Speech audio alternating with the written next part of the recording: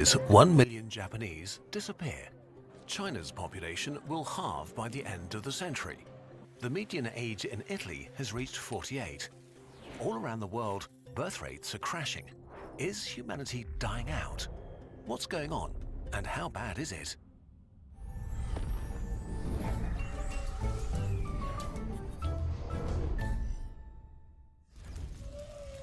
For hundreds of thousands of years, the human population barely grew at all, haunted by disease, famine and war until the Industrial Revolution. Exponential progress led to exponential growth, pushing our numbers to 6 billion in the year 1999 and 8 billion just 24 years later. And our numbers will continue to rise for at least another 60 years, but this growth obscures something. People kind of stopped having babies. For a stable population, every couple needs to have 2 children on average. If the number is higher, it grows. If lower, it shrinks. If it's well below, it shrinks a lot and quickly. Like in South Korea, one of the hottest exporters of pop culture. Its fertility rate lay at 0.8 children per woman in 2022, the lowest in the world.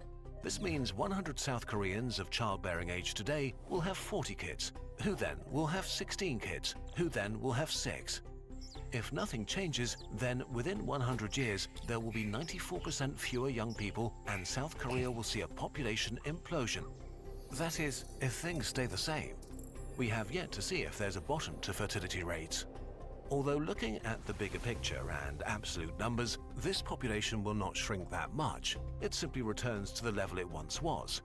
In 1950, there were 20 million South Koreans. In 2023, there are 52 million, and by 2100, there will be 24 million again.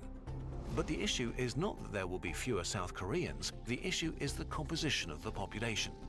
In 1950, the median age was 18.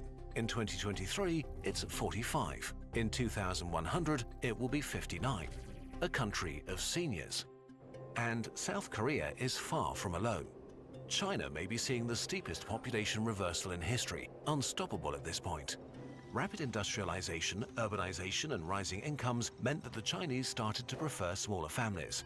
That, plus the introduction of the one-child policy, which aimed to slow population growth, means that China has had a low fertility rate for decades. With a fertility rate of 1.16 births per woman, within 4 generations, 100 young Chinese will turn into 20. China's fertility rates are now one of the lowest in East Asia, lower than even Japan's. In comparison, Europe's depopulation is much slower despite low fertility, since unlike Asia, most states have had a steady flow of immigrants. The impact is complex, as a good chunk of immigrants come from other low fertility rate areas. The number of immigrant women who do have a lot of children is not yet high enough to make a big dent, and fertility rates of immigrants tend to adjust to the native population within 2 to 3 generations. In Eastern Europe, the decline has sped up even more because many young people have emigrated to stronger economies like Germany, whose median age is one of the highest in the world at 46. Latin America fell below replacement in 2015. In the US, immigration is the only thing keeping the population growing substantially. There are still places where fertility rates have not fallen below replacement yet. In much of the Middle East, North and Sub-Saharan Africa, fertility is still high, which creates the same concerns about overpopulation as when Asia grew very quickly in the 1950s, but that turned out to be unfounded.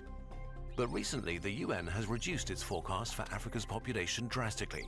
For Nigeria, estimates were lowered from 733 million to 546 million by 2100. Similar trends are being noted across the continent. As Africa develops, fertility rates are shrinking much faster than anticipated. It's becoming more likely that East Asia's story will repeat itself. By the end of the century, most places in Africa may be below replacement too. So declining birth rates and aging populations have become a general trend all over the world. Why is all of this a big deal?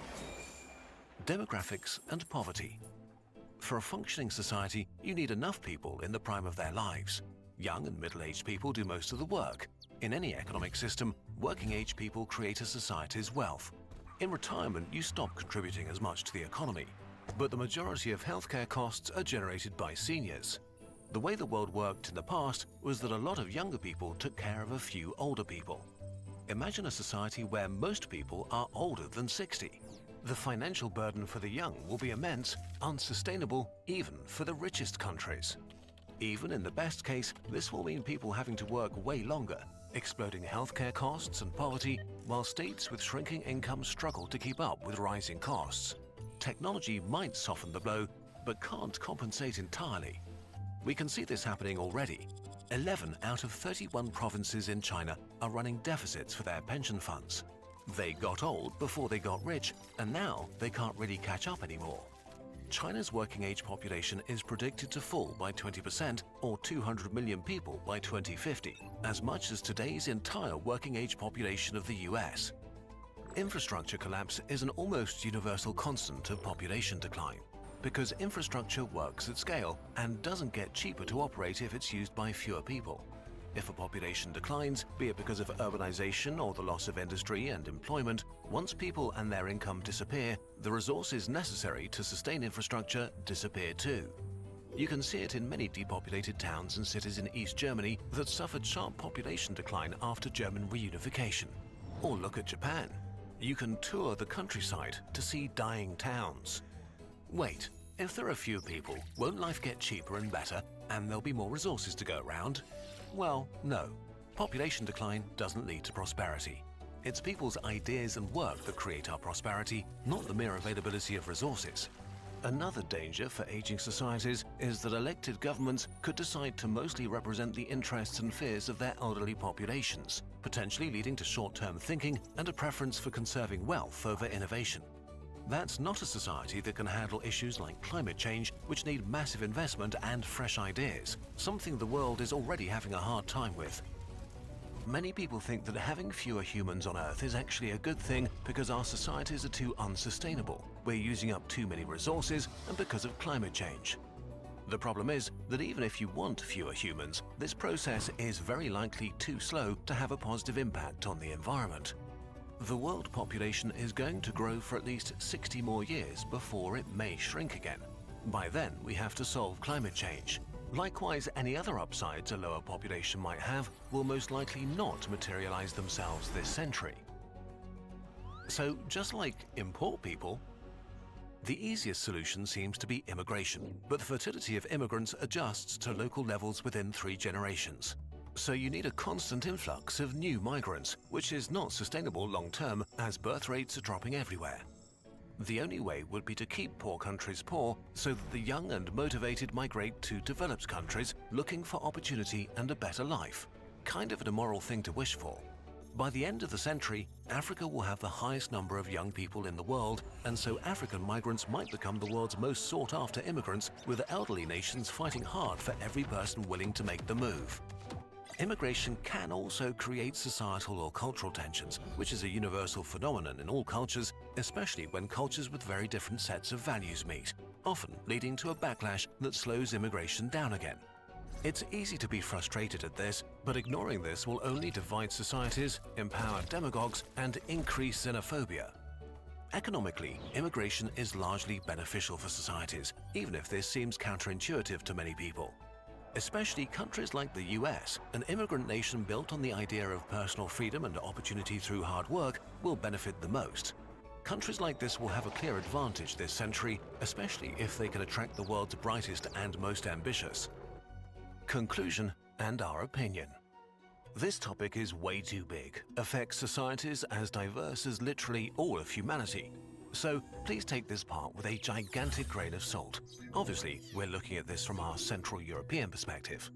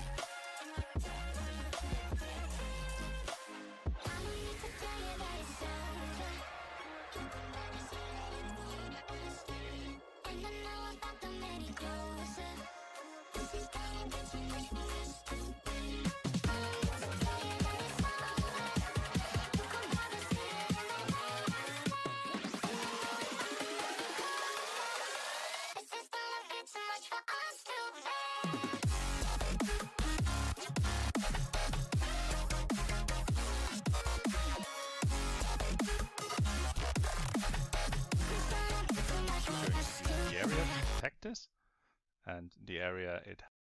Okay, so now we're in Godot. The first thing we need to do is to install the extension. And we can do that by going to the asset library, searching for state charts. There we go.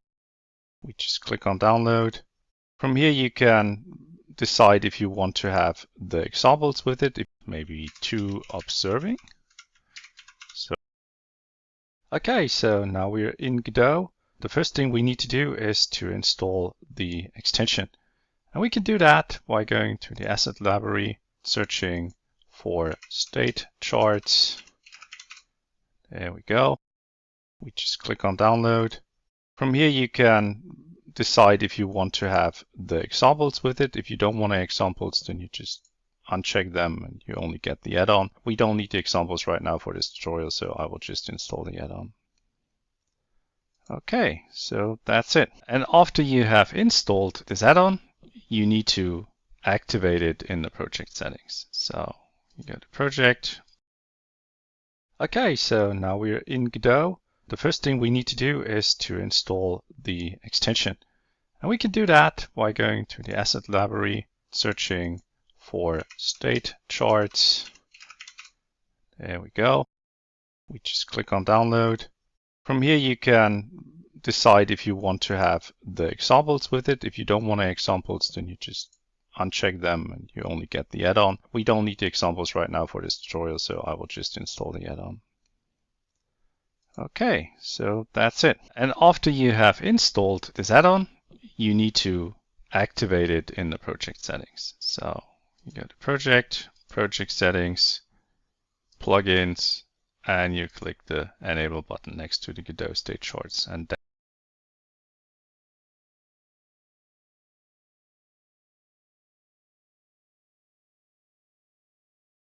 that's it. So now it's active and we can use it. So what I had in mind was some scene where you have a watchman, and this watchman watches for an enemy and then reacts to this enemy. So let's quickly set this up first. So we have a 2D scene here now.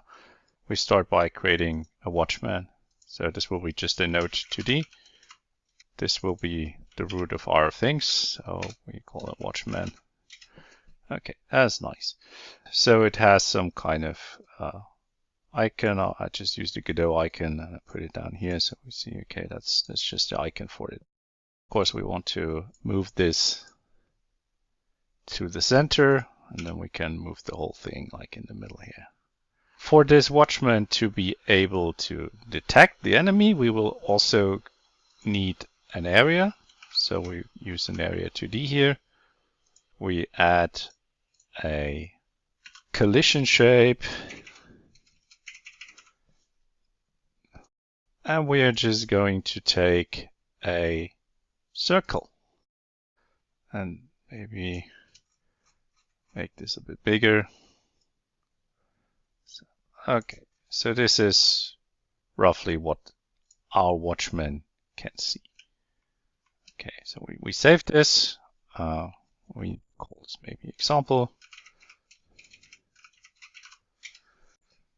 Okay, and now we are going to build the enemy, which will be basically the same thing. So we can just duplicate this and we call this enemy.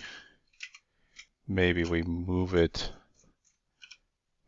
out here a bit, scale this a bit down so it's a bit smaller and we can see it a bit better. So let's try that. That looks nice.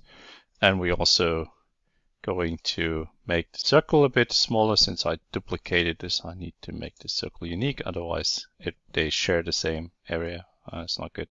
So yeah, now we have our enemy, which is a bit smaller. Okay, that is nice. What we want to do next is that the enemy should be able to follow our mouse. So it's just for demonstration purposes. In a real game, you would probably have some AI here, but we don't have time for this. So I'm just going to attach a script here. I call this enemy, and we are going to just really simple make this follow our mouse. So we should say global position equals get viewport Or actually we have a get global mouse position, so we can just use that. So let's quickly try it out. Yeah, that works out just fine. It follows our mouse. The enemy is pretty much done here. Okay, so now we can go back to the watchman. The watchman should react when the enemy enters this area.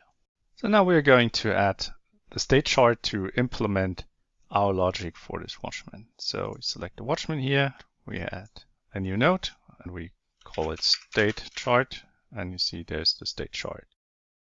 Okay, so we add it here. Now you can already see we have some area here where we can add states to our state chart, and you also see a little warning here that the state chart must have exactly one child. This tells you, okay, we need to have one state that is the root of the state chart. For now, we will just use this one, which is a compound state, to implement our first bit of logic. So I click on the compound state, and since this is the root state, I'm just going to call it root. Our watchman should be able to react when the enemy is going inside this area and when it leaves this area. For starters, we start with two states. We name one idle, which is when the enemy is outside, and we take a second one, which we call observing, which is when the enemy is inside. You again see that we have here a little warning, and that tells us the initial state could not be resolved. Is the path correct? So we click on this node, and we can see that there's a setting up here, which is called initial state. We have now two states below the root state, and the state chart needs to know which one is the initial one. So we assign idle as the initial one. Okay, now the warning goes away and everyone is happy. Okay, so next we need to detect that our enemy has actually entered. So okay, and every idle as is the below here, which is the warning, and that tells us the initial state that there is a setting up here for the root state, and the state chart needs to know which one is the initial one. So we assign idle as the initial one. Okay, now the warning goes away and everyone is happy. Okay, so next we need to detect that our enemy has actually entered. So we're going to use the area to detect this. And the area, it has a signal called area entered, and we use that. So first we add a script to our watchman. We call it maybe just watchman. Okay, delete all this, we don't need that. Now we can go to the area, use the area entered signal, and connect this to our watchman script on area entered. Okay, now we can detect that the enemy comes in. And now we need to do something with it. So when the enemy enters the area, we want to switch from this idle state to the observing state. How do we do this with state charts? Whenever you want to switch a state, you use a so-called transition. We add a transition below the idle state, and we give this a nice name. So we call it maybe to observing. So we know what this transition is doing. And now we can have a look on the right side and see what we can set up here. You see there's a to setting, which allows us to tell the state chart to which state we want to go. So we say, okay, we want to go to observing. There's another setting, which is the event. So state charts, they react on events. You put in an event into the state chart, and then all the transitions that currently exist, they look if they are reacting to this event, and if they do, they transition. So maybe we create a new event and we say it's enemy entered. When we send the event enemy entered, we want to go to the observing state. So how do we send events to a state chart then? Well, it's pretty easy. So we go to our script, we say state chart, send event, and we call this enemy entered. How do we see that it actually worked? Because right now, well, we sent this event, it probably will switch, but we cannot really see it. And for that, the state chart asset contains another thing called the state chart debugger, which we can add to any scene and we can use to debug the state chart while we are developing it. We can click this little one here and you see there's a state chart debugger and we add that. Of course, we don't want to have it below the state chart itself, but maybe rather here. Then we can resize it and maybe move it here to the right so we can see what happens. We also need to tell the state chart debugger which state chart it should watch. So we have an initial node to watch. We look here and we select the state chart. And now the state chart debugger will basically tell us the state of the state chart in game, which is really nice to have. Okay, so you see we start in the idle state. And yeah, I just moved my mouse and we went into the observing state. It may actually be easier to see if we enable the collision shapes. So when we play, we can also see the collision shapes. So see, right now we are idle. And if I move inside, yeah, see, we are going to the observing state. Okay, that was that. Now we want to, of course, to go back when we leave. So how do we do that? Well, it's very similar.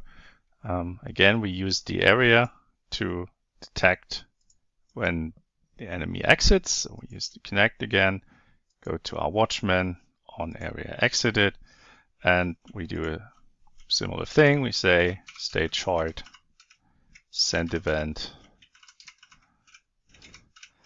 enemy exited. And of course, we need to have a transition here. So on the observing state, we have a transition to idle. We want to go to the idle state on the event enemy exited. Okay. We can quickly try this out again. So you see right now we are in idle state. We go in, we are observing. We go out, we are back to idle. So that's where you observe, transition, and exited.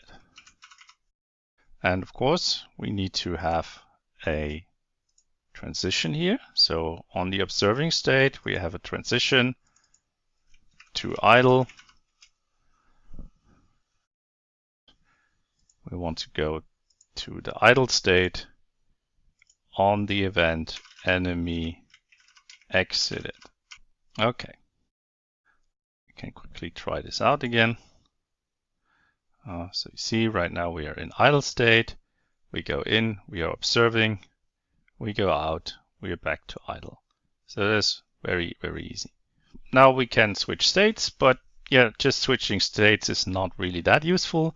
So ideally, our watchman should do something useful while it is in the observing state. For example,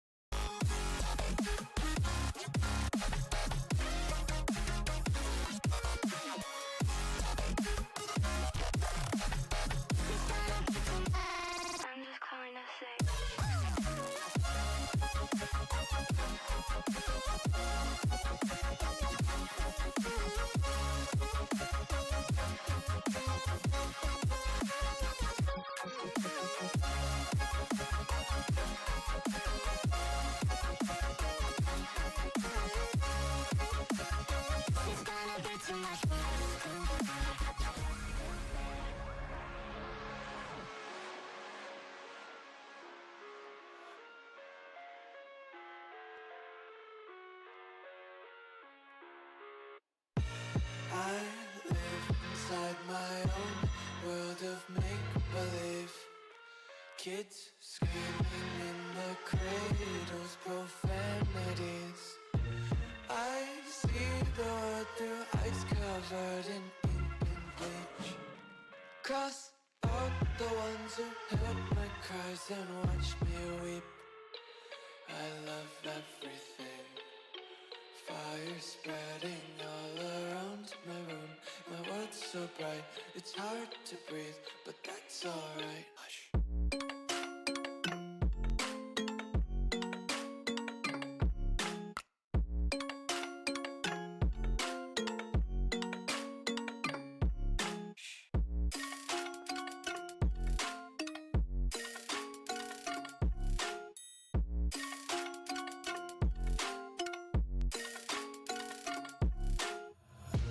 Take my eyes open to force reality. Why can't you just let me eat my weight in glee? I live inside my own world of make-believe. Kids screaming in their cradles, profanities. Some days I feel skinnier than all the other days. Sometimes I can't tell if my body belongs to me. I love everything. Fire spreading all around my room. My world's so bright, it's hard to breathe, but that's alright. Hush.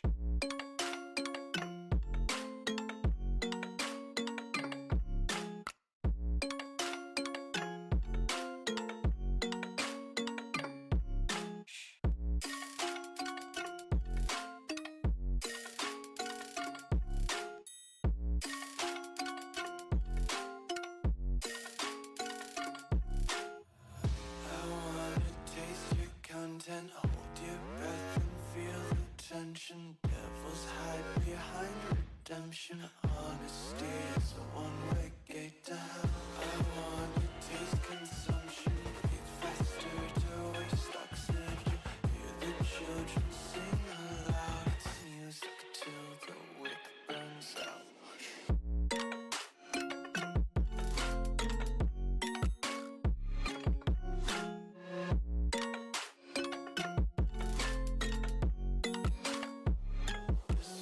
Be carefree lately, yeah.